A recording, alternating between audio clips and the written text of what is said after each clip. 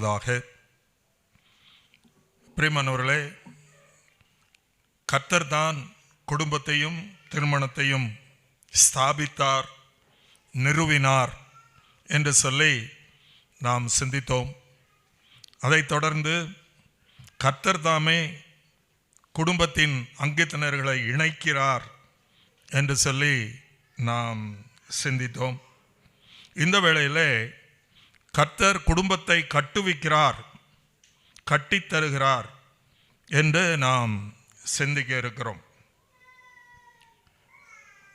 இந்த உலகத்தில் சபிக்கப்பட்டிருக்கிற இந்த பூமியில், பாவம் மண்டி கிடக்கிற இந்த உலகத்தில் கர்த்தருக்கென்று ஒரு குடும்பத்தை கட்டி எழுப்புவது என்பது மனித சக்தியினால் அது சாத்தியமாகாது என்பதை அறிந்த கர்த்தர் மனுஷனுக்கு வீடு கட்டித்தருகிறேன் என்று சொல்லுகிறார். பொதுவாக நம்மெல்லாம் சொந்தமாக ஒரு வீடு கட்டணும் அப்படின்னு சொன்னால் ஒரு கான்ட்ராக்டரை அணுகிறோம். அவங்ககிட்ட போய் எனக்கு ஒரு வீடு கட்டித்தாங்க, இந்த மாதிரியெல்லாம் எனக்கு வீடு வேணும் என்று சொல்லி நாம் சொல்லுகிறோம். ஆனால் குடும்பம் என்பது தெய்வத்தினுடைய திட்டத்தை இந்த உலகத்திலே நிறைவேற்றுவதற்காக தெய்வத்தினுடைய திட்டத்தின்படி கட்டப்பட வேண்டியது. மனிதனுடைய விருப்பத்தின்படியோ மனிதனுக்கு கவர்ச்சியாக இருக்கிறது போலவோ குடும்பமும் திருமணமும் கட்டப்படுவதில்லை. குடும்பங்களை இணைக்கிறதுல கர்த்தருக்கு ஒரு பெரிய நோக்கம் உண்டு. ஆகையினாலே இந்த உலகத்தில் கர்த்தர் திட்டமிட்டிருக்கிறபடி குடும்பங்கள் அமைக்கப்பெற வேண்டுமானால் கர்த்தர் தாமே மனிதனுடைய கைகளை திடப்படுத்தி அவனுக்கு தேவையான ஞானத்தையும் அது கட்டுவிப்பதற்கு தேவையான சகல ஒத்தாசையும் அவர் செய்ய வேண்டியவராக இருக்கிறார். நம்ம எல்லாருக்கும் தெரிந்த ஒரு சங்கீதம் உண்டு, 127. அந்த சங்கீதத்தில் நாம் இப்படியாக வாசிக்கிறோம்: கர்த்தர் வீட்டை கட்டாராகில் அதை கர்த்தருடைய பிரயாசம் விருதா என்று சொல்லி. அவே பிரியமானவர்களே, கர்த்தர் குடும்பத்தை ஸ்தாபித்தார். கர்த்தர் தாமே தம்முடைய அநாதி தீர்மானத்தின்படி குடும்பங்களை இணைக்கிறார். கர்த்தர் நம்மோடு கூட இணைந்து நமக்காக வீடு கட்டுகிறார். இப்போ கர்த்தர் வீடு கட்டுவாரா? அப்படி ஒருவேளை நம்ம கேட்கக்கூடும். பிரியமானவர்களே, சில வசனங்களிலே கர்த்தர் நான் உனக்கு வீடு கட்டித்தரேன்னு சொல்லியிருக்கிறார் என்பதை நாம் சிந்திப்பது பிரயோஜனமாக இருக்கும். 1 சாமுவேலின் புஸ்தகம் 2ஆம் அதிகாரம் 35ஆம் வசனம். 1 சாமுவேல் 2:35. நான் என் உள்ளத்துக்கும் என் சித்தத்துக்கும் ஏற்றபடி செய்யத்தக்க உண்மையான ஒரு ஆசாரியனை எழும்ப பண்ணி அவனுக்கு நிலையான வீட்டை கட்டுவேன் என்று கர்த்தர் ஏலியிடம் சொன்னதாக நான் வாசிக்கிறோம்.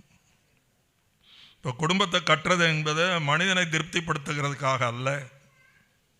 குடும்பம் கட்டப்படுவது என் உள்ளத்துக்கும் என் சித்தத்துக்கும் ஏற்றபடி செய்யத்தக்க ஒருவன். பிரியமானவர்களே, குடும்பம் கட்டுப்படும் போது நம்முடைய ஏக்கமெல்லாம் எப்படி இருக்குன்னா, ஆண்டவரே ஏன் இஷ்டப்படியோ என்னுடைய மனைவியின் இஷ்டப்படியோ எனக்கு முன்னிருந்தவர்கள் வைத்து போன மாதிரியின்படியோ எனக்கு குடும்பம் எழும்ப வேண்டிய அவசியம் இல்லை. எங்களை உம்முடைய சித்தப்படி இணைத்தீர். உமக்கு ஒரு அநாதி நோக்கம் உண்டு. ஆண்டவரே, உம்முடைய சித்தப்படி எங்களுக்கு ஒரு குடும்பத்தை கட்டி எழுப்பும் என்று சொல்லி ஜெபித்து செயல்படக்கூடிய விசுவாசிகள் இன்றைக்கு தேவை. பிரியமானவர்களே, இப்போ தாவீதினிடத்தில் கர்த்தர் சொன்ன ஒரு வார்த்தையை நாம் பார்க்கிறோம். 2 சாமுவேல் 7ஆம் அதிகாரம் 11ஆம் வசனம். 2 சாமுவேல் 7:11. இப்பொழுதும் கர்த்தர் உனக்கு வீட்டை உண்டு பண்ணுவார் என்பதை கர்த்தர் உனக்கு அறிவிக்கிறார். இந்த இடத்துல உண்டு பண்ணுவார் என்கிற ஒரு வார்த்தை பயன்படுத்தப்பட்டிருக்கிறது. ஆனால் இதையே தாவீது 27ஆம் வசனத்தில் திருப்பி சொல்லும்போது அவர் சொன்னார், எனக்கு ஒரு வீட்டை கட்டுவேன் என்று சொன்னீரே அப்படின்னு 27ஆம் வசனத்தில் வாசிக்கிறோம். அப்போ ஒரு வீட்டை உண்டு பண்ணுகிறதும் கட்டுகிறதும் ஒரே கருத்தைத்தான் தெரிவிக்கிறது என்பதை நாம் அங்கே அறிந்து கொள்கிறோம். ஏன்னா கர்த்தர் சொன்னதையே அவர் 27ஆம் வசனத்தில் திரும்ப சொல்கிறார். என்ன சொல்கிறாரு? எனக்கு ஒரு வீட்டை கட்டுவேன் என்று சொன்னீரே என்று சொல்லுகிறார். அவே பிரியமானவர்களே, இப்போ கர்த்தர் தாவீதுக்கு கொடுத்த அந்த வாக்கை, அவருடைய நிறைவேறுதலை நாம் சிறிது நேரம் சிந்திக்க இருக்கிறோம். இப்போ சவுலுக்கு பின்பாக தாவீது யூதாவின் மேல் ராஜாவாக எபிரோனிலே முடிசூட்டப்பட்டார். அந்த சமயத்தில் அவருக்கு 30 வயதாக இருந்தது. தாவீது இஸ்ரவேலிலே ராஜாவாக முடிசூட்டப்பட்ட போது, அதை நம்ம 2 சாமுவேல் 5:4 வாசிக்கிறோம். பிரியமானவர்களே, 7 வருஷங்களுக்கு பிறகு அவர் சமஸ்த இஸ்ரவேலுக்கும் ராஜாவாக முடிசூட்டப்பட்டார். இப்போ அவருக்கு ஒரு ஆசை வந்தது. நான் நல்ல வீட்டில் கட்டி குடியிருக்கிறேன், ஆனால் கர்த்தர் கூடாரத்தில் அவருடைய பெட்டி வைக்கப்பட்டிருக்கிறது. ஆகையினாலே கர்த்தருக்கென்று ஒரு நல்ல வீட்டை கட்ட வேண்டும் என்று சொல்லி தாவீது ஆசைப்பட்டார். ஆனால் கர்த்தர் அதை அனுமதிக்கவில்லை. அப்போ தாவீது நொந்து போயிடுவாருன்னு சொல்லிட்டு தாவீதுக்கு கர்த்தர் ஒரு உடன்படிக்கை பண்ணினார் என்று நாம் வாசிக்கிறோம். அந்த உடன்படிக்கை நித்திய உடன்படிக்கை என்று சொல்லப்படுகிறது. அதை நாம் 2 சாமுவேல் 7ஆம் அதிகாரம் 11 முதல் 16 வசனங்களிலே நாம் வாசிக்கிறோம். 2 சாமுவேல் 7:11 முதல் 16. இப்பொழுதும் கர்த்தர் உனக்கு வீட்டை உண்டு பண்ணுவார் என்பதை கர்த்தர் உனக்கு அறிவிக்கிறார். உன் நாட்கள் நிறைவேறி நீ உன் பிதாக்களோட நித்திரை பண்ணும்போது நான் உனக்கு பின்பு உன் கற்ப பிறப்பாகிய உன் சந்ததியை எழும்ப பண்ணி அவன் ராஜ்யத்தை நிலைப்படுத்துவேன். அவன் என் நாமத்துக்கென்று ஒரு ஆலயத்தை கட்டுவான். அவன் ராஜ்யபாரத்தின் சிங்காசனத்தை என்றைக்கும் நிலைக்க பண்ணுவேன்.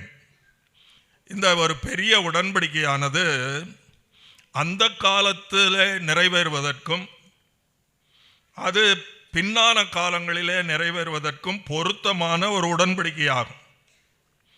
இது தாவீதை சுற்றி not only the immediate future but also in the expected future to come. பிரியமானவர்களே, இப்போ அந்த காலத்திலே அவருடைய மகனாகிய சாலமோன் கர்த்தருக்கென்ற ஒரு வீட்டை கட்டினார். அதற்கான ஒரு வாக்குத்தத்தமும் கர்த்தருக்கென்று ஒரு வீட்டை உண்டாக்கின தாவீதின் குமாரனாகிய இயேசு கிறிஸ்துவை பற்றியும் சொல்லப்பட்ட ஒரு வாக்குத்தத்தம் தான் இது. இப்போ சாலமோன் தேவாலயம் கட்டினார் என்பது நமக்கு தெரியும். ஆனால் இது தாவீதின் குமாரனாகிய இயேசு கிறிஸ்துவை பற்றி சொல்லப்பட்ட ஒரு வாக்குத்தத்தம் என்பதை நாம் அறிந்து கொள்ள வேண்டுமானால் நம்ம மத்தேயு 1 அதிகாரம் 1 வசனத்தில் ஆபிரகாமின் குமாரனாகிய தாவீதின் குமாரனாகிய இயேசு கிறிஸ்துவனுடைய வம்ச வரலாறுன்னு வாசிக்கணும். இப்போ தாவீதினுடைய குமாரன் என்று இயேசுவானவர் அறியப்பட்டார். பிரியமானவர்களே, அது மாத்திரமல்ல, அவன் எனக்கு ஒரு ஆலயத்தை கட்டுவான் என்று சொல்லி தாவீதுக்கு சொல்லப்பட்டது. இயேசுவானவர் அவர் நாட்களிலே அந்த யூத ஜனங்களிடத்தில் சொன்னார், இந்த ஆலயத்தை இடித்து போடுங்கள், நான் 3 நாளைக்குள்ளே இதை எழுப்புவேன் என்று சொன்னார். அதாவது கைகளினால் கட்டப்பட்ட இந்த ஆலயங்களுக்கு இனிமேல் பயனில்லை. என்னுடைய சரீரமாகிய ஆலயத்தை நீங்கள் இடித்த பின்பு 3ஆம் நாளிலே நான் அதை எழுப்புவேன். அது கைகளால் கட்டப்படாத சபை என்னும் கர்த்தர் குடியிருக்கும் ஒரு ஆலயத்தை எழுப்புவேன் என்று இயேசுவானவர் சொன்னார். இப்போ அன்றைக்கு இடிக்கப்பட்ட ஆலயம் இன்றைக்கு வரைக்கும் கட்டப்படவில்லை. ஆனால் 3ஆம் நாளிலே இயேசுவானவர் உயிரோடு எழுந்த பின்பு கொஞ்சம் முன்னாடி சிந்தித்ததே போல பெந்தேகோஸ்தே நாளிலே கர்த்தருடைய சபை இந்த உலகத்தில் ஸ்தாபிக்கப்பட்டது என்பதை நாம் அறிந்திருக்கிறோம். பிரியமானவர்களே, இந்த சபை என்பது கர்த்தர் தங்கி இருக்கிற அவருடைய வீடாகிய ஆலயம். இதை நம்ம இங்கே வாசிக்கிறோம். எபேசியர் 4:12, கொலோசையர் 1:24 ஆகிய வசனங்களிலே கிறிஸ்துவின் சரீரமாகிய சபை என்றும், 1 கொரிந்தியர் 3ஆம் அதிகாரம் 16-17 வசனங்களிலே நீங்களே தேவனுடைய ஆலயமாய் இருக்கிறீர்கள் என்றும் வாசிக்கிறோம். பிரியமானவர்களே, சபையாகிய தேவன் தங்கும் ஆலயத்தை இயேசுவானவர் எழுப்பினார். இதுதான் பின்னான நாட்களிலே இயேசுவானவர் மூலமாக நிறைவேறப் போகிற சத்தியத்தை தாவீதுக்கு தேவன் வாக்கு பண்ணினது என்பதை நாம் அறிந்திருக்கிறோம். இப்போ இந்த உடன்படிக்கை பெரிய உடன்படிக்கையாக இருக்கிறது. இதில் ஒரு சின்ன பகுதியை மாத்திரம் இப்பொழுது நாம் சிந்திக்க இருக்கிறோம். அந்த பகுதி என்ன? அது நம்ம ஏற்கனவே வாசித்தோம். 2 சாமுவேல் 7:11 இப்பொழுதும் கர்த்தர் உனக்கு வீட்டை உண்டு பண்ணுவார். தன்னுடைய தாசனாகிய தாவீதுக்கு கர்த்தர் உனக்கு ஒரு வீட்டை கட்டுவேன் என்று சொல்லி அவர் வாக்கு பண்ணினார். அவர் வாக்கு பண்ண பிறகு சுமார் 30 வருஷம் ஆயிடுச்சு. தாவீது வயசாகி போச்சு. அப்போ இந்த உடன்படிக்கையை தான் கட்டின வீட்டை தாவீது திரும்பி பார்க்கிறார். கர்த்தர் வாக்கு பண்ணி 30 வருஷம் ஆன பிறகு உனக்கு ஒரு வீட்டை உண்டு பண்ணுவேன்னு சொன்னாரே, அந்த வீடு எப்படி இருக்குது அப்படின்னு சொல்லி அவர் பார்த்தார். அதை பார்த்தபோது அந்த வீட்டை பார்த்து சந்தோஷப்படுற மாதிரி ஒன்றுமே இல்லை. தாவீது வீட்டை பார்க்கும்போது பரிதாபமான வீடாக இருந்தது. பிரியமானவர்களே, தாவீதுக்கு பெயர் சொல்லப்பட்ட 9 மனைவிகள் இருந்தார்கள். பெயர் சொல்லப்படாமல் எத்தனை இருந்ததுன்னு எனக்கு தெரியாது. ஆனால் பெயர் சொல்லப்பட்ட 9 மனைவிகளும் பெயர் சொல்லப்பட்டிருக்கிற 19 ஆண் பிள்ளைகளும் அவருக்கு உண்டு. ஆண் பிள்ளைகள் பிறந்தார்கள். சாலமனை தவிர அதில் ஒன்று கூட உருப்படி இல்லை. இப்போ அதை திரும்பி பார்த்தபோது தாவீதுக்கு ஒரு பெரிய ஏக்கம் உண்டாயிற்று. ஒரு பெரிய மனுஷன், கர்த்தரால் சிறப்பிக்கப்பட்ட மனுஷன், கர்த்தராலே உனக்கு நான் வீடு கட்டுவேன் என்று வாக்குத்தத்தம் பண்ணப்பட்ட மனுஷன். ஆனால் அவர் வீட்டை பார்க்கும்போது அதோடைய நிலை ரொம்ப பரிதாபமாக இருந்ததுனால தாவீது என்ன பண்ணார்? தன்னுடைய பெருமூச்சை விட்டார். அப்படி ஒரு பெருமூச்சு. தாவீது எத்தனை வயசுல இறந்து போனார்னு உங்களுக்கு தெரியுமா? 70 வயதில் தாவீது இறந்து போனார். இப்போ அவர் தன்னுடைய காலம் முடியும் முன்பாக தன்னுடைய வீட்டை பார்த்தபோது அவருக்கு மனம் உடைஞ்சி ஒரு பெரிய ஏக்கம் வந்தது. அப்போ 2 சாமுவேல் 23ஆம் அதிகாரம் 5ஆம் வசனத்தில் அவர் விடுகிற பெருமூச்சை நாம் பார்க்க முடிகிறது. 2 சாமுவேல் 2:23-5 என்னுடைய வீடு தேவனிடத்தில் இப்படி இராதோ என்று அவர் ஏங்குகிறார். என்னுடைய வீடு தேவனிடத்தில் இப்படி இராதோ, அவர் வாக்கு பண்ணார், நான் கட்டுவேன் என்று சொன்னாரே, அப்படி அமையவில்லையே என்று அவர் ஏக்க பெருமூச்சு விடுகிறதை நாம் பார்க்கிறோம். பிரியமானவர்களே, தெய்வம் மனுஷனுக்கு வீடு கட்ட ஆயத்தமாக இருக்கிறார். உனக்கு வீடு கட்டுவேன் என்று அவர் வாக்கு பண்ணுகிறார். ஆனால் தெய்வம் நமக்காக வீடு கட்ட வேண்டுமானால், கட்டித்தர வேண்டுமானால் அதற்கு நிபந்தனைகள் இருக்கிறது. நிபந்தனைகளுக்கு நாம் உட்பட வேண்டிய அவசியம் இருக்கிறது. அவர் கட்டும்படி நாம் விட்டு கொடுக்க வேண்டியது இருக்கிறது.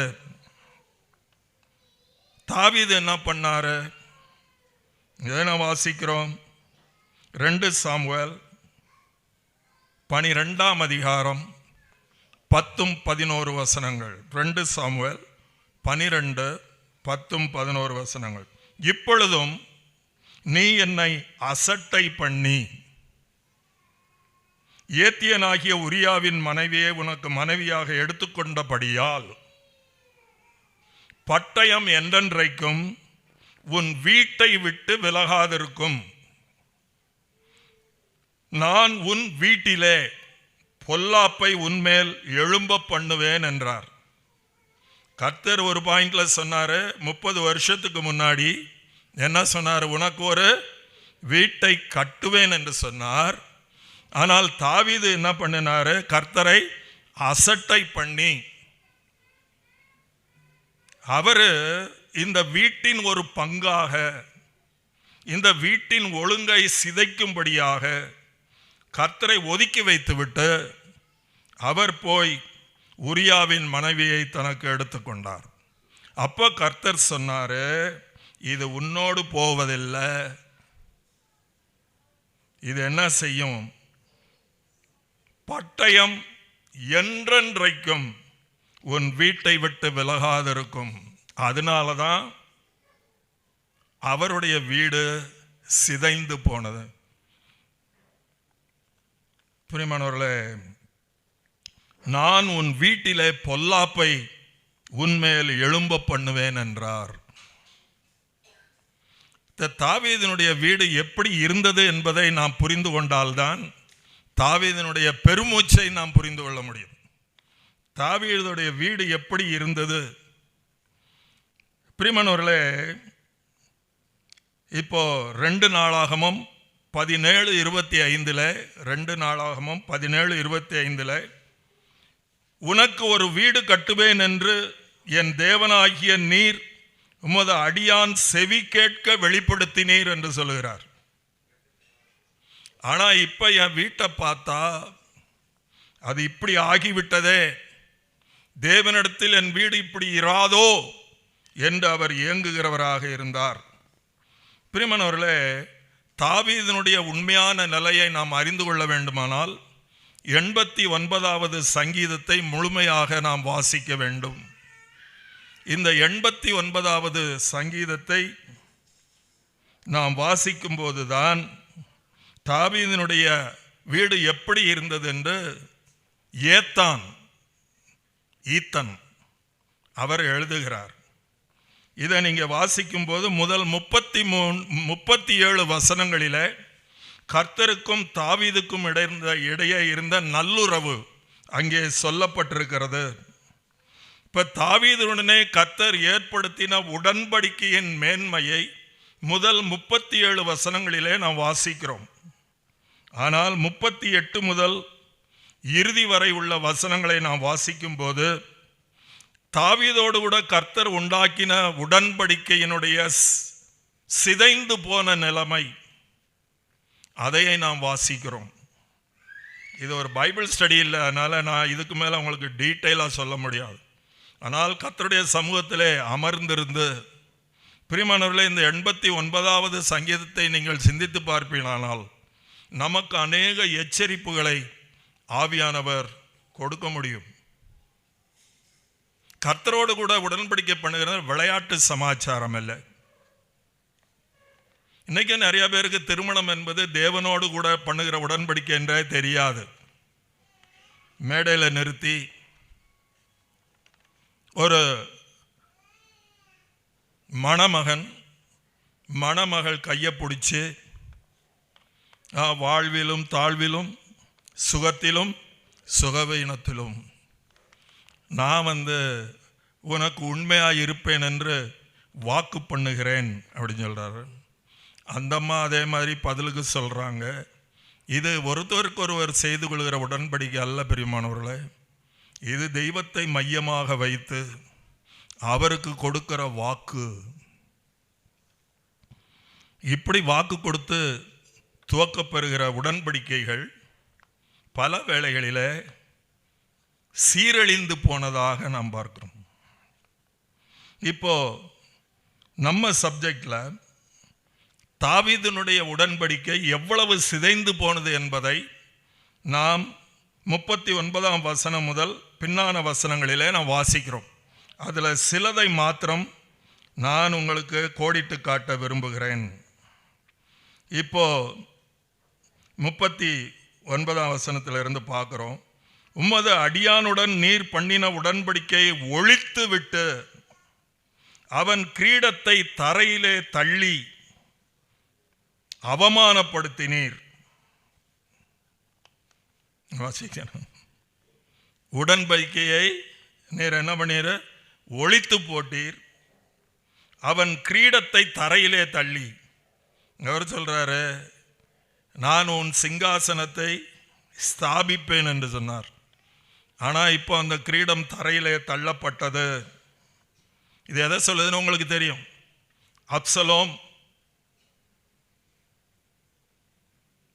பிரியமானவர்களே, தாவீதுக்கு முன்பாக தன்னை உயர்த்தி அந்த சிங்காசனத்தை பறித்து கொண்டார் என்று சொல்லி நான் வாசிக்கிறோம். உயிருக்கு பயந்து தாவீது என்ன பண்ணாரு? ஓடி போனார். எப்படி சவுலுக்கு பயந்து ஓடினாரோ, ஒரு சத்துருவுக்கு பயந்து ஓடினாரோ, அதுபோல தன்னுடைய சொந்த மகனுக்கு தன்னுடைய சிங்காசனத்தை இழந்தவராக தாவீது ஓடி போனார். இப்போ அதைத்தான் இங்கே நம்ம வாசிக்கிறோம். உடன்படிக்கையை ஒழித்து விட்டு அவன் கிரீடத்தை தரையிலே தள்ளி என்ன பண்ணினீர்? அவமானப்படுத்தினீர். ஒரு காலத்தில் அந்த ஜனங்கள் சவுல் கொன்றது 1000, தாவீது கொன்றது 10,000 என்று தாவீதை சிறப்பித்து பாடினார்கள். அதே ஜனக்கூட்டத்தில் தன்னுடைய மகனுக்கு பயந்து தாவீது ஒரு ஓடி போகிறதை மக்கள் பார்க்கிறார்கள். இப்போ அவருக்கு ஏற்பட்ட துக்கத்தை நாம் இங்கே பார்க்கிறோம். பிரியமானவர்களே, 2 சாமுவேல் 16:22. அப்சலோம் சகல இஸ்ரவேலரின் கண்களுக்கு முன்பாக தன் தகப்பனுடைய மறுமனையாட்டியிடத்தில் பிரவேசித்தான். தாவீதுக்கு ஏற்பட்ட துக்கத்தை பாருங்கள். ஆவியானவர் இந்த துக்கத்தை சித்தரிக்கும் போது 2 சாமுவேல் 15ஆம் அதிகாரம் 30ஆம் வசனத்தில் இப்படி எழுதுகிறார். 2 சாமுவேல் 15:30. தாவீது தன் முகத்தை மூடி. இப்போ நீங்கள் சில கிளிப்பிங்ஸ் எல்லாம் பார்க்கும்போது சமுதாயத்தில் ரொம்ப தங்களை பெரிய மனுஷராக காட்டி கொண்டவர்கள் கைது செய்து இழுத்தப்பட்டு போகும்போது, நீதிமன்றத்துக்கோ காவல் நிலையத்துக்கோ போகும்போது அவங்கெல்லாம் என்ன செய்கிறாங்க? முகத்தை மூடிக்கொள்கிறார்கள். அப்படின்னா என்ன அர்த்தம்? உன் மூஞ்சை எங்கே கொண்டு போய் வச்சுப்ப அப்படின்னு சொல்கிறோம். வெட்கத்தால் நிறைந்து என்பது பொருள். இப்போ இங்கே ஆவியானவர் எழுதுகிறார், தாவீது தன் முகத்தை மூடி வெறுங்காலால் நடந்து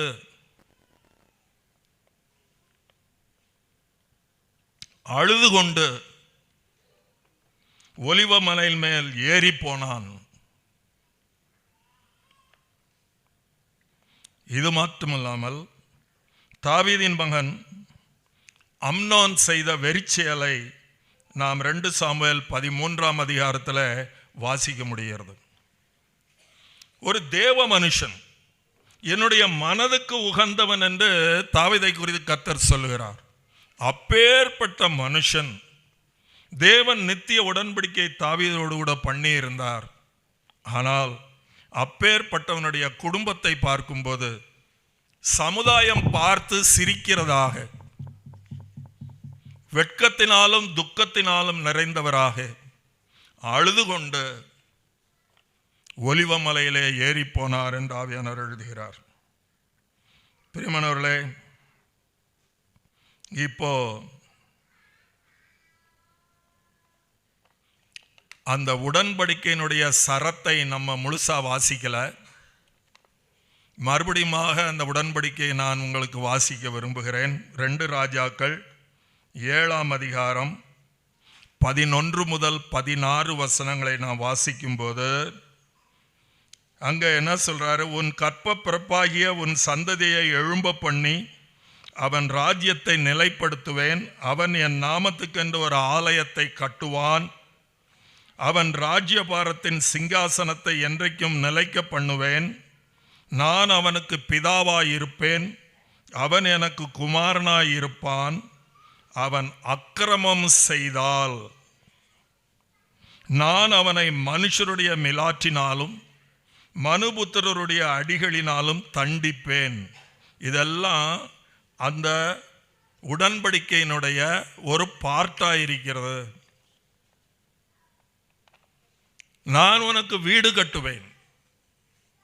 ஆனால் அதே சமயத்தில் அதுக்கு ஒரு நிபந்தனை இருக்கிறது. பிரியமானவர்களே, இப்போ அதே சம்பவத்தில் நம்ம சாலமோன் இடத்துல பார்க்கிறோம். கர்த்தர் இந்த எச்சரிப்பை கொடுத்திருந்தும் சாலமோன் மூலமாக உலகம் வியக்கத்தக்க ஒரு பெரிய தேவாலயத்தை தேவன் கட்டியிருந்தும், உங்களுக்கு தெரியுமா, எருசலேம் தேவாலயத்தை குறித்து நான் வாசிக்கும்போது உலகத்திலே இதுவரை கட்டப்பட்ட இனிமேல் கட்டப்பட போகிற எந்த கட்டடத்தை விட அதிக விலை உயர்ந்த ஒரு கட்டடம் சாலமோன் தேவனுக்காக கட்டின தேவாலயம். இந்த தேவாலயத்துக்கென்று அதை உள்ள முழுசும் தங்கத்தினாலே வேய வேண்டும் என்று தேவாலயம் மரத்தினாலே கட்டப்பட்டது. அந்த தேவாலயத்தினுடைய உட்புறம் முழுசும் தங்கத்தினாலே வேயப்பட்டது. இதுக்கு தாவீது சொல்றாரு, 3300 டன் தங்கம் நான் இதற்காக சபதரித்திருக்கிறேன், நீ இன்னும் சபதரிப்பாய் என்று சாலமோனிடத்தில் சொன்னார். நல்லா கவனிச்சு பாருங்க. இந்த தேவாலயத்தில் உள்ள பயன்படுத்தப்பட்ட தங்கம் மாத்திரம் 3300 டன் தங்கத்துக்கும் அதிகமானது என்று வேதம் சொல்லுகிறது. பலமுறை கொள்ளையடிக்கப்பட்ட தேவாலயம் அது. இதைவிட ஒரு கவர்மெண்ட்டே கட்டினாலும், ஒரு கவர்மெண்ட்டையே வித்து ஒரு பில்டிங் கட்டினாலும் அவ்வளவு காஸ்ட்லியா ஒரு பில்டிங் ஒரு காலம் கட்ட முடியாது. இந்த பில்டிங் கட்டுவதற்கு மரங்கள் எல்லாம் லெபனான்ல இருந்து கடல் மார்க்கமாக யோப்பா துறைமுகத்துக்கு கொண்டு வரப்பட்டு அங்கிருந்து 2000 அடி உயரத்தில் இருக்கிற எருசலேமுக்கு 2 லட்சத்துக்கு சமமான மக்களாலே இந்த மரங்கள் மேலே கொண்டு போகப்பட்டது. 600 டன் ஒரு கல் எடை உள்ள கற்களாலே 150 200 அடி உயரத்துக்கு தேவாலயத்துக்கு அஸ்திபாரம் போடப்பட்டது. பள்ளத்தாக்கிலிருந்து அப்படியே மேலே. இன்றைக்கும் 1-2 கல் அங்க இருக்கு. இதெல்லாம் எதுக்கு சொல்றேன்னா, அப்பேற்பட்ட சாலமன் கர்த்தர் சொன்னார், நீ எனக்கு உண்மையா இல்லைன்னா இந்த ஆலயத்தை, என்னுடைய மகிமையினால் நிரப்பின இந்த ஆலயத்தை நாய் கூட சீந்தாதுன்னு சொன்னார். அதே மாதிரி நடந்தது. சாலமன் கர்த்தரை கனமண்ணாதே போனதுனால, பிரியமானவர்களே, ஷீஷாக்குன்னு எகிப்தினுடைய ராஜா எருசலேமுக்கு விரோதமாக வந்து அந்த ஆலயத்தில் இருந்த எல்லா காரியங்களையும் கொள்ளையடித்து போனான். அந்த ஆலயம் தன்னுடைய மகிமையை இழந்து போயிற்று என்று வாசிக்கிறோம். கர்த்தருடைய காரியங்கள் அப்படித்தான். கல்யாணத்தில் அருமையான ஒரு வெட்டிங் சர்வீஸ் நடத்தலாம். இசையோடு கூட அருமையான கொயரை வச்சு பாடல்கள் பாடலாம். பிரசங்கம் பண்றவர் நேர்த்தியாக பிரசங்கம் பண்ணலாம். எத்தனையோ ஊழியர்கள் சேர்ந்து ஆசீர்வதிக்கலாம். ஆனால் கர்த்தர் அந்த திருமணத்தை சிறக்க செய்ய வேண்டுமானால் அதற்கு சில நிபந்தனைகள் உண்டு. கர்த்தரே இந்த திருமணத்தை குடும்பமாக கட்டி எழுப்ப வேண்டுமானால் அதற்கு சில நிபந்தனைகள் உண்டு. பிரியமானவர்களே, இப்போ கர்த்தர் வீடு கட்டினால் அதனுடைய அழகு எப்படி இருக்கும்? கர்த்தர் வீடு கட்டி தருவாரானால் அந்த வீடு எப்படி இருக்கும்? அந்த அழகைத்தான் இப்போ 127ஆம் சங்கீதத்தில் வாசிக்கிறோம். கர்த்தர் வீட்டை கட்டாராகில்னு வாசிக்கிறோம். 128ஆம் சங்கீதத்தில் கர்த்தர் கட்டித்தருகிற வீட்டினுடைய அழகை ஆவியானவர் படம் பிடித்து காட்டுகிறார். இப்போ கர்த்தருக்கு பயந்து அவர் வழிகளில் நடக்கிறவன் எவனோ அவன் பாக்கியவான். இப்போ அந்த பாக்கியத்தை குறித்து ஒரு குடும்பத்தின் அழகை ஆவியானவர் விவரிக்கும் போது, உன் மனைவி உன் வீட்டோரங்களில் கனிதரும் திராட்சை கொடியை போல் இருப்பாள். உன் பிள்ளைகள் உன் பந்தியை சுற்றிலும் ஒலிவ மரக்கன்றுகளைப் போல இருப்பார்கள். உனக்கு பாக்கியமும் நன்மையும் உண்டாயிருக்கும். நீ எருசலேமுக்கு வாழ்வை காண்பாய், உன் பிள்ளைகளின் பிள்ளைகளை காண்பாய். இப்படியெல்லாம் கர்த்தர் அழகான வீட்டை மனுஷனுக்கு கட்டித்தர விரும்புகிறார். பிரியமானவர்களே, இப்போ இதுடைய தேவை என்ன, கண்டிஷன் என்ன அப்படின்னு சொன்னால், நாம் குடும்பத்தை நாம் விரும்புகிறபடி, நம்முடைய புத்திக்கு ஏற்றபடி நாம் அமைக்க துணியக்கூடாது. குடும்பங்கள் இந்த பூலகத்திலே கட்டப்படுகிறதானாலும் பரலோகத்தின் திட்டங்கள் நம்மிலும் நம் மூலமாகவும் செயல்படுவதற்காகத்தான் தெய்வம் குடும்பங்களை அமைக்கிறார். இது இந்த ஆயுசோடு முடிகிறதில்ல. உறவு இந்த ஆயுசோட முடியும். குடும்ப உறவு இந்த ஆயுசோட முடிஞ்சு போகும். திருமணத்தில் என்ன சொல்லுவாங்கன்னா, எது வரைக்கும் நான் உனக்கு உண்மையாக இருப்பேன், மரணம் நம்மை பிரிக்கும் மட்டும். இந்த கூட்டமைப்பு மரணம் வரைக்கும் தான். ஆனால் இந்த கூட்டமைப்பினாலே உண்டாகிற தெய்வத்தினுடைய திட்டங்கள், ஆசீர்வாதங்கள் அது நித்தியத்திலே தொடர்கிறதா இருக்கிறது. ஆகவே இளைஞர்கள் திருமணம் செய்யும் போது அவருடைய வாழ்க்கை லட்சியம் எப்படி இருக்கணும்னா, ஆண்டவரே எங்க குடும்பம் என்னுடைய விருப்பத்தின்படியோ மனைவியினுடைய விருப்பத்தின்படியோ அல்ல, உம்முடைய சித்தத்தின்படி அமையும்படி நீரே தலைவராய் இருந்து எங்களுக்கு குடும்பத்தை கட்டித்தாரும் என்று சொல்லி அந்த கவனத்தோடு ஏக்கத்தோடு ஒவ்வொரு ஸ்டெப்பிலும் கர்த்தரை கலந்து அவருடைய ஒத்தாசையோடு கூட குடும்பம் அமைப்போமானால் நிச்சயமாக அந்த குடும்பம் அநேகர் பார்த்து கர்த்தரை துதிக்கும்படியாக சமாதானத்தின் குடும்பமாக, சந்தோஷத்தின் குடும்பமாக, ஆசீர்வாதத்தின் குடும்பமாக அமையும் என்று வேதம் சொல்லுகிறது. இப்போ கல்யாணத்துக்கு ஒரு சூட் தப்பாங்க பொதுவா.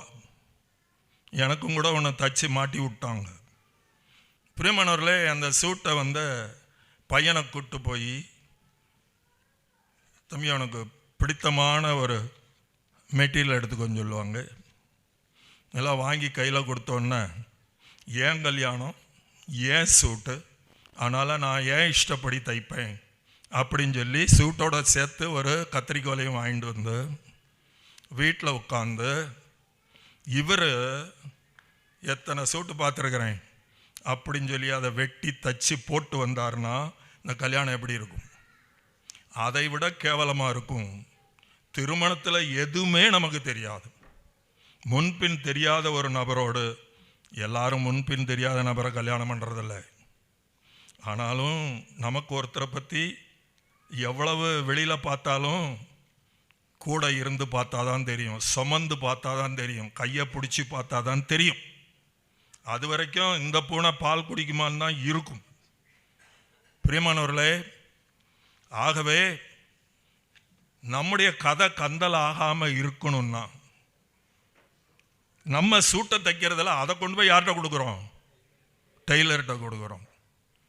இது 15,000 ரூபா 20,000 ரூபா வெட்டிங் சாரி.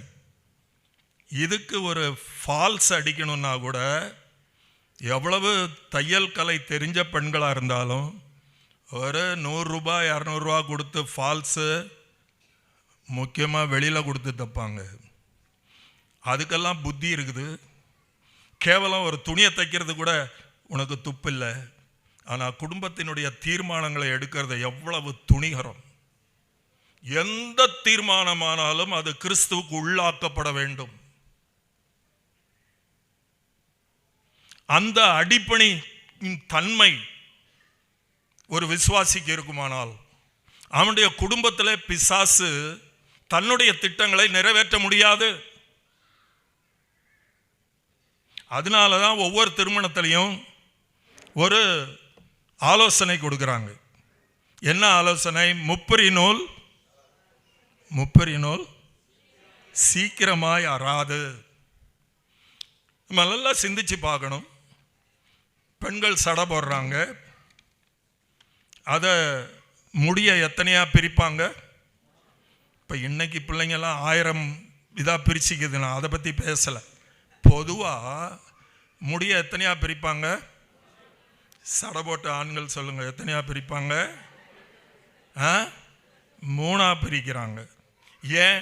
உச்சி எடுத்தோன்னே லெஃப்ட்டு ரைட்டுன்னு 2 வச்சு அதை லெஃப்ட்டு ரைட்டு மாற்றி மாற்றி போட்டால் அது சடையா ஆகாதா?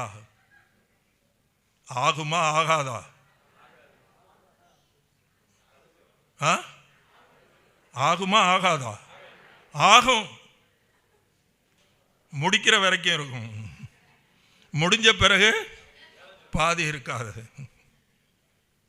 பிரியமானவர்களே, இந்த இணைப்பு நிற்க வேண்டுமானால் இந்த லெஃப்ட் சைடில் இருந்து பாதி, இந்த ரைட் சைடில் இருந்து பாதி எடுத்து சென்டராக வச்சுக்கணும். எனக்கு சடபட தெரியாது, ஆனால் அதோடைய தாற்பயம் தெரியும். அதை தனியாக கையில் பிடிச்சிக்கிட்டு லெஃப்டையும் ரைட்டையும் என்ன செய்யணும்? அதன் மேல் இணைக்க வேண்டுமே தவிர புருஷனும் மணியும் சேர்றதாங்க திருமணம்னு நீங்கள் இணைச்சிங்கன்னா ரொம்ப நாள் நிற்காது.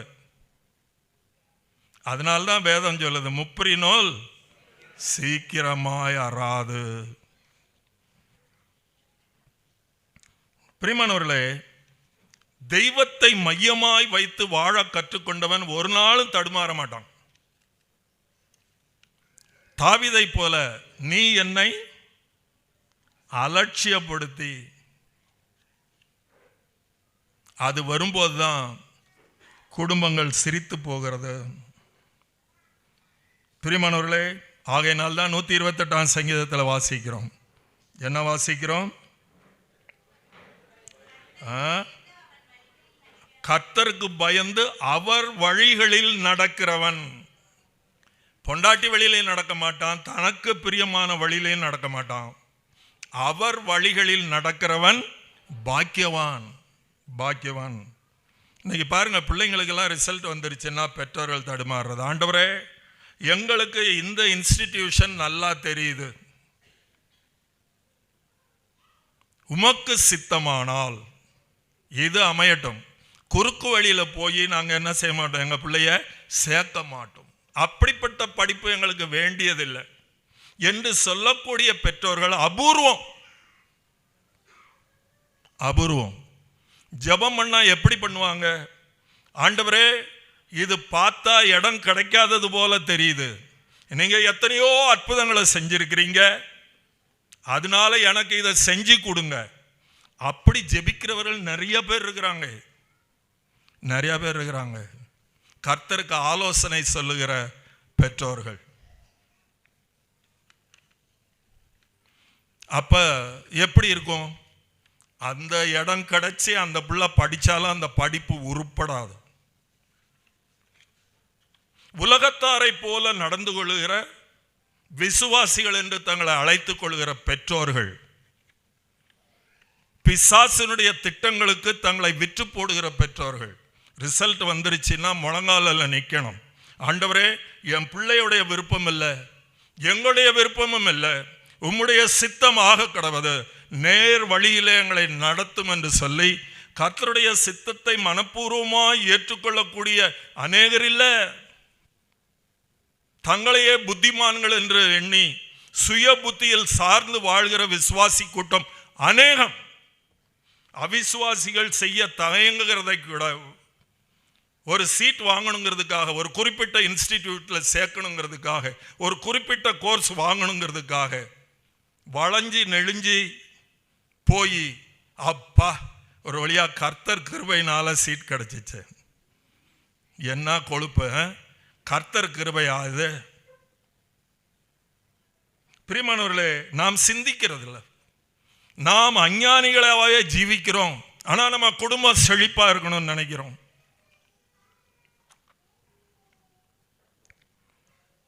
பிரியமானவர்களே, கர்த்தருடைய வாக்கை நீங்கள் பாருங்கள். யாத்திராகமம் 23ஆம் அதிகாரம் 25, 26 வசனங்கள். உங்கள் தேவனாகிய கர்த்தரையே சேவிக்க கடவீர்கள். அவர் உன் அப்பத்தையும் உன் தண்ணீரையும் ஆசீர்வதிப்பார். வியாதியை உன்னிலிருந்து விலக்குவேன். கற்பம் விழுகிறதும் மலடும் உன் தேசத்தில் இருப்பதில்லை.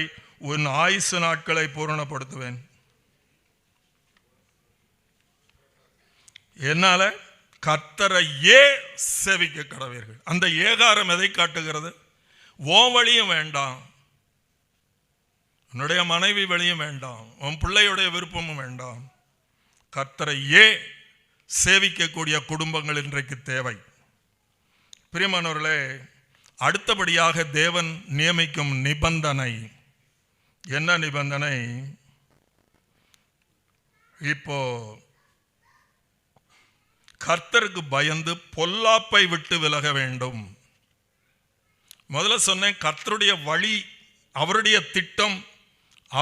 திட்டம் எங்களிலே நிறைவேற எங்களை ஒப்புக் கொடுக்கிறோம் என்று சொல்லி உலகத்தின் பார்வையிலே அது நஷ்டமாய் காணப்பட்டாலும் நாம் அதை மனப்பூர்வமாய் ஏற்று செல்லும் போது அதுல எந்த சிக்கலும் வருகிறதில்லை.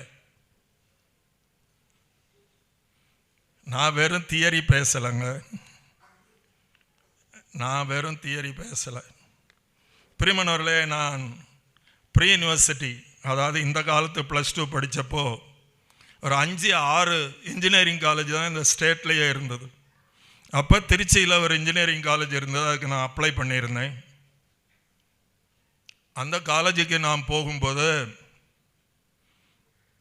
அந்த ஊரில், இந்த கோயம்புத்தூரில் ஒரு காலத்தில் இன்ஜினியரிங் படித்து ஃபெலோஷிப்பில் இருந்த பொன்னுராஜ் என்கிற ஒரு சகோதரன் அங்கே ஒரு பாலிடெக்னிக் பிரின்சிபலாக இருந்தார். இப்போ ஒரு சகோதர சபை சகோதரன் என்கிற முறையில் முன்பின் தெரியாத அவரை நான் போய் பார்த்தேன். அவர் கொஞ்ச நேரம் என்னுடைய ரட்சிப்பின் அனுபவத்தெல்லாம் கேட்டுட்டு இருந்து, எங்கள் பாலிடெக்னிக் உன்னை மாதிரி ஒரு ஆள் வேணும் அப்படின்னு சொன்னார். நான் கர்த்தருக்கு சித்தமானாலும் இருக்கட்டும், அவர்கிட்ட கேளுங்க, ஏன்ட்டையும் சொல்கிறீங்கன்னு சொன்னேன்.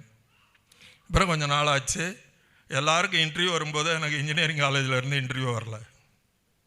அப்போ அந்த இன்ஜினியரிங் காலேஜ் பிரின்சிபல்கிட்ட போய் கேட்டேன். இப்போ சொன்னார், பொன்னுராஜன் ஒரு ஆளை உனக்கு தெரியுமான்னு கேட்டார். தெரியுமே அப்படின்னு சொன்னேன். அவர்கிட்ட போய் கேளு, அந்த ஆள் என்கிட்ட என்ன சொன்னார்னா, இந்த கேண்டிடேட் எனக்கு வேணும் அப்படின்னு சொன்னார். அவர் தான் கெடுத்தார், அவர்கிட்ட போய் கேளுன்னு சொன்னார். எனக்கு கொஞ்சம் கஷ்டமாக இருந்தது. இன்ஜினியரிங் காலேஜுக்கு அப்ளிகேஷன் போட்டிருக்கோம். அப்ளிகேஷன் போடாத பாலிடெக்னிக்கு என்னைய போக சொல்கிறாரு. கொஞ்சம் தயக்கமாக இருந்தது. ஆனால் நான் இன்ஜினியரிங் படிச்சுத்தான் பெரிய ஆள் ஆகணுங்கிற எண்ணம் இல்லாதவன். ஆகையினால ஆண்டவரே உம்முடைய சித்தப்படி ஆக கடவுதுன்னு சொல்லி இவரை போய் பார்த்தேன். இவர் ரெடியாக காத்துட்டு இருந்தார். ஒரு அப்ளிகேஷன் எடுத்து கொடுத்தாரு. நீ இதுக்கு காசு கூட தர வேண்டாம், இதை ஃபில்லப் பண்ணி கொடு அப்படின்னு சொன்னார். பிரியமானவர்களே, அது தெய்வத்தினுடைய திட்டமாக இருந்ததுனால 3 வருஷம் நான் அந்த பாலிடெக்னிக் படிக்கிறதுக்குள்ளாக கிட்டத்தட்ட 25 பேர் கர்த்தருக்கு தங்களை ஒப்பு கொடுத்தார்கள். என்னோட படித்தவர்கள் பரலோகம் போல இருந்தது என்னுடைய படிப்பு. கர்த்தர் அதனால என் படிப்பில் என்னை பின்தங்கி வைக்கவில்லை. எனக்கு தெரிஞ்ச எல்லாரை விட நான் நன்றாக படிக்கும்படி கர்த்தர் எனக்கு வாய்ப்புகளை கொடுத்தார். இது எதுக்கு சொல்ல வரேன்னா, எப்படியாவது இன்ஜினியரிங் காலேஜ் வாங்கணும். என்னையா பண்ண போற நீ அதை படிச்சு? பிரியமானவர்களே, ஆகவே நான் அனுபவத்தோடு கூட சேர்த்து நான் வாங்கின அடியெல்லாம் ஞாபகத்தில் வச்சு தான் உங்கள்கிட்ட நான் பேசிட்டு இருக்கேன். கர்த்தருக்கு தன்னை விற்று போடுகிறவன் ஒரு காலம் நஷ்டம் அடைந்ததில்லை. ஒரு காலம் நஷ்டம் அடைந்ததில்லை. நான் பிஹெச்எல்ல வேலைக்கு போனேன். எங்கள் அக்கா எம்ஏ படித்து காலேஜில் லெக்சரராக போனாங்க. உங்களுக்கு தெரியுமா, எங்கள் அக்கா விட எனக்கு தான் சம்பளம் கூட. கர்த்தர் தன்னுடைய பிள்ளைகளை கனப்படுத்துகிறவராக இருக்கிறார். செய்யறதெல்லாம் ஏன் மூளையை வச்சு நான் குடும்பம் நடத்தும் போது அது பூத்து போகும். நம்முடைய மூளையை கர்த்தருக்கு அடகு வைக்க கற்றுக்கொள்ள வேண்டும். எந்த தீர்மானமும் அவரை கேட்டுத்தான் நிறைவேற்ற வேண்டும். பிரியமானவர்களே, இப்போ நம்ம சிந்திக்கிறது, கர்த்தருக்கு பயந்து நம்ம என்ன செய்யணும்? பொல்லாப்பை விட்டு விலக வேண்டும். ஏற்கனவே வாசித்த வசனத்தை உங்களுக்கு மறுபடியும் வாசிக்க விரும்புகிறேன். 2 சாமுவேல் 7:12 முதல் 14 வசனங்கள்.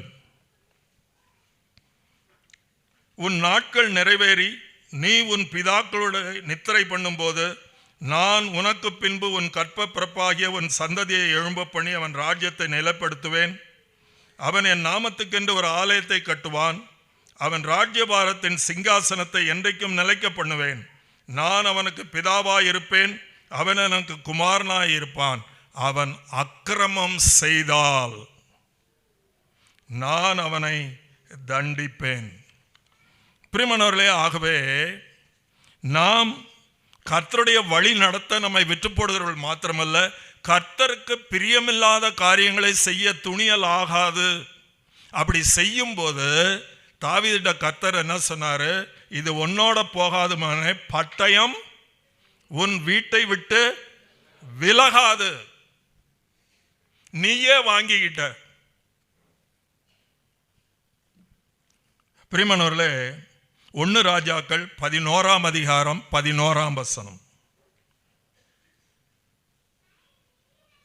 கர்த்தர் சாலமோனை நோக்கி, நான் உனக்கு கட்டளையிட்ட என் உடன்படிக்கையும் என் கட்டளைகளையும் நீ கைக்கொள்ளாமற் போய் இந்த காரியத்தை செய்தபடியால் ராஜ்யபாரத்தை உன்னிடத்திலிருந்து பிடுங்கி அதை உன் ஊழியக்காரனுக்கு கொடுப்பேன்.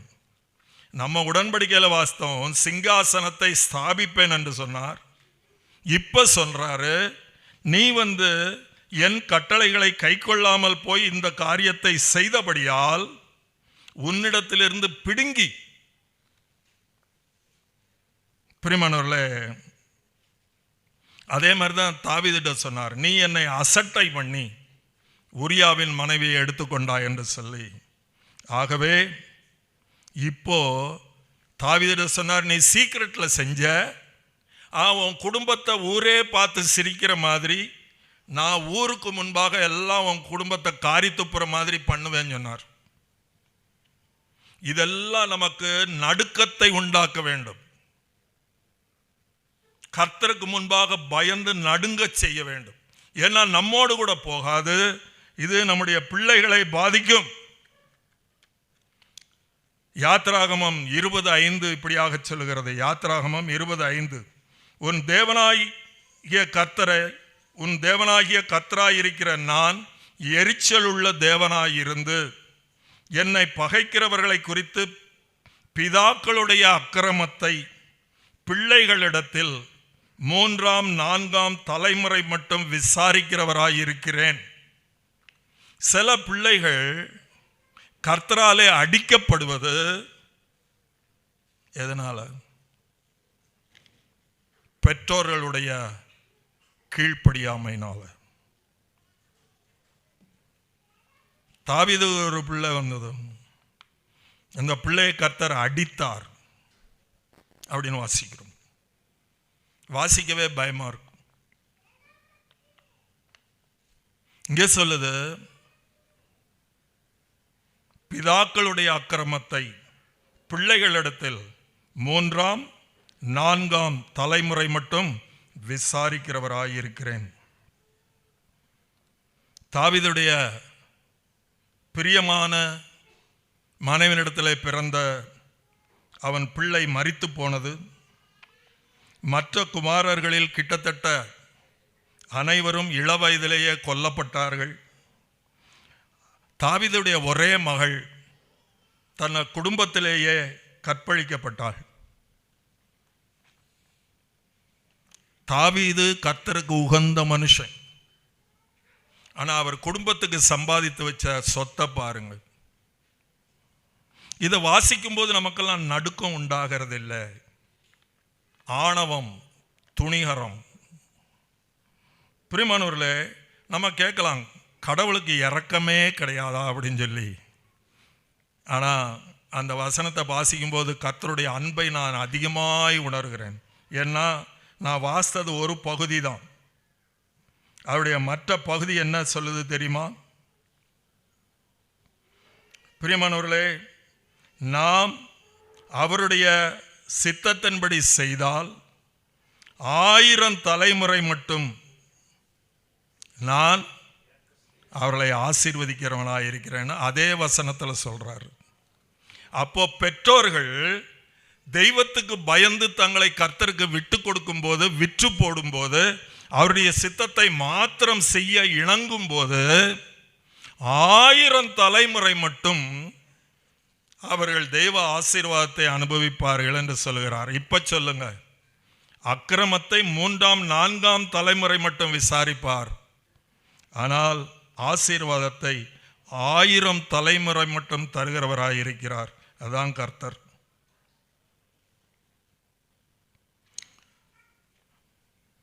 பவுல் சொல்றாரு 2 கொரிந்தியர் 12:14, பிள்ளைகளுக்கு பெற்றோர்களே பொக்கிஷங்களை சேர்த்து வைக்க வேண்டும். இதுல சொத்து சேர்க்கறதெல்லாம் நம்ம கரெக்டா இருக்கிறோம். ஆனால் நம் கண்ணுக்கு தெரியாமல் நாம் சவதரித்து வைத்து போகிற சாபங்கள் அதிகமாயிருக்கிறது.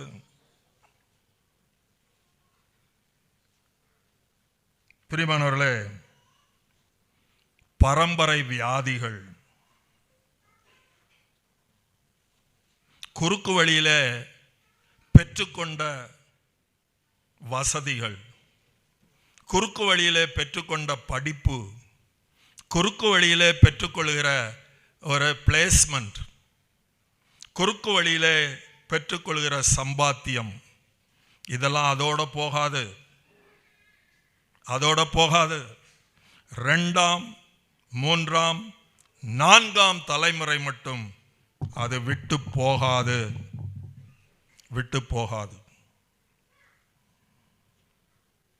ஆகவே தேவன் கட்டும் வீடு வசீகரமானதாக இருக்க வேண்டுமானால் 2 காரியங்களை பார்த்தோம்.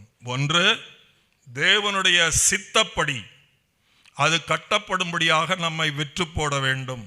2வது, தேவனுக்கு பயந்து அவருடைய வழிகளிலே நாம் சீராய் நடக்க வேண்டும். குறுக்கு வழியில போக முடியாது. ஆதாமுடைய மகன் கொலைகாரனானான். ஆதாம் ஒரு காலத்தில் கர்த்தருடைய கையை பிடிச்சி நடந்து வருதான். அவனுடைய மகன் கொலைகாரனானது மாத்திரமல்ல, அவன் கர்த்தரை விட்டு துரத்தப்பட்டு கிழக்கை நோக்கி போகிறான். லாஸ்ட் ஒன்ஸ் ஃபார் ஆல், நித்தியமாக இழக்கப்பட்டான். பிரியமானவர்களே, இப்போ ஆபிரகாம் ஒரு தப்பு செஞ்சாரு. ஒரு பெரிய தேவ மனுஷன், உலகத்தின் வம்சங்கள் எல்லாம் அவருக்குள் ஆசீர்வதிக்கப்படும். அந்த ஆபிரகாம் ஒரே ஒரு தப்பு செஞ்சாரு. இன்றைக்கும் நடந்து கொண்டிருக்கிற யுத்தத்தை நாம் பார்க்கிறோம். இஸ்மவேலருக்கும் யூதருக்கும் இடையிலே நடக்கிற யுத்தத்தை நாம் பார்க்கிறோம். பிரியமானவர்களே, நோவாவின் மகனாகிய காம் சபிக்கப்பட்டவராயிருக்கிறார். நோவாட்ட சொன்னாரு, நீங்கள் பலுகி பெருகி பூமியை நிரப்புங்கள் என்று அவர்களை ஆசீர்வதித்தார் என்று நாம் வாசிக்கிறோம். கர்த்தரே ஆசீர்வதித்த நோவாவுடைய மகன் காம் உலகம் முழுவதும் இன்றைக்கு அவன் என்ன பட்டிருக்கிறான்? அடிமையாக இருக்கிறான். இந்த கருப்பர் இனத்தை குறித்து நாம் அறிந்திருக்கிறோம். அடிமைகளாக இருக்கிறார்கள். பிரியமானவர்களே, அதுபோல உபாகமத்திலே 23:3 அம்மோனியனும் மோவாபியனும் கர்த்தருடைய சபைக்கு உட்படலாகாது சொல்லப்பட்டிருக்கிறது. யார் இந்த மோவாப் அம்மோனியன் என்று கேட்டால், அவங்க அப்பா யாருன்னா அவங்களுக்கு தெரியாத. அந்த சபையில் மூப்பராக இருந்து ஊர் முழுசும் போய் பிரசங்கம் பண்ணிட்டு வருவார். அந்த லோத்து தான் அவங்க அப்பா. என்ன துக்ககரமான சமாச்சாரம். பிரியமானவர்களே, நம்முடைய வீடு எப்படி இருக்கிறது? நம்ம வீட்டை பார்ப்போம். எனக்கு கர்த்தர் ஒரு வீட்டை கொடுத்தார். அந்த வீட்டுக்கு கிட்டத்தட்ட இப்போது 41 வருஷங்கள் ஆயிடுச்சு அது கட்டி. இந்த வீட்டை பார்த்தீங்கன்னா கம்ப்ளீட்டாக வெள்ளையெல்லாம் கருப்பாக மாறி இருக்கு. ஃபங்கஸ் அங்கங்கே கிராக் விட்டுருக்கு. இப்படி தான் என் வீடு இருக்குது. எங்கள் வீட்டுக்காரம்மா சொல்லிகிட்டே இருக்காங்க, ஏயா இது வீடா, அதை கொஞ்சம் கை வையின்னு சொல்லி. நான் கர்த்தர் நேரம் தரட்டும் பார்க்கலான்னு சொல்லிகிட்டு இருக்கிறேன். பிரியமானவர்களே, வீடெல்லாம் பார்த்தீங்கன்னா சில வீடு அங்கங்கே வெடித்து நிற்கும். காங்க்ரீட் எல்லாம் அப்படியே பிளந்து நிற்கும். பரிதாபமாக இருக்கும். எப்போ தலையில் விழலான்னு நிற்கும். நம்மள அநேகருடைய ஆவிக்குரிய வீடு இப்படி தான் இருக்குது. சந்தோஷம் இல்லை, சமாதானம் இல்லை, உண்மை இல்லை. நம்முடைய கண்டிஷனை மற்றவங்களுக்கு சொல்கிறதுக்கு வெக்கமாக இருக்கு. காரணம் என்ன? கர்த்தர் சொல்கிறாரு, சிக்கு பண்ணிட்டியா? நான் உன்னை தண்டிக்க விரும்பவில்லை, தப்புவிக்கவே விரும்புகிறேன், தருணம் தர விரும்புகிறேன். ஒரு பெண்ணை தேடி போனாள். நான் உனக்கு ஜீவ தண்ணீர் தர முடியும்னு சொன்னார். அந்தம்மா சொன்னாங்க, உடனே கொடுங்க. நாங்கள் அவர் என்ன சொன்னார்? போய் ஒன் புருஷனை கூட்டி கொண்டு வான்னார். அட பாரி, கேட்கறதே கேட்குறாரு. எனக்கு பதிலும் சொல்ல முடியல, அவர் சொன்னதை செஞ்சு தொலைக்கவும் முடியல. உன் புருஷனை போய் கூட்டிட்டு வாங்க. இப்போ சொன்னாங்க, உங்களுக்கு தெரியுமாங்க எனக்கு புருஷன் இல்லைன்னு சொன்னாங்க. அவர் சொன்னார், அதான் எனக்கு தெரியுமே, உனக்கு 5 புருஷர்கள் இருந்தார்கள், இப்போ இருக்கிற உனக்கு புருஷன் இல்லை. ஆனால் நான் உன் குடும்பத்தை கட்டித்தர முடியும். உனக்கு விருப்பமா? உன்னை தண்டிக்க அல்ல, உன்னை ஊர் சிரிக்க வைப்பதற்காக அல்ல, உன்னை தப்புவிப்பதற்காக தவணை கொடுக்க வந்திருக்கிறேன் அப்படின்னு சொன்னார். கர்த்தருக்கு ஸ்தோத்திரம். அந்த தன்னுடைய வாழ்க்கையை அப்படியே அவருடைய பாதத்தருகே வைத்தார்கள். அந்த ஊரிலே அநேகர் அவளுடைய சாட்சி நிமித்தம் கர்த்தரை ஏற்றுக்கொண்டார்கள். சீகார் பட்டணத்தில் ஒரு பெரிய சபை உருவாச்சு. ஸ்தாபகர் யாரு? யாரு? சமாரிய பெண்.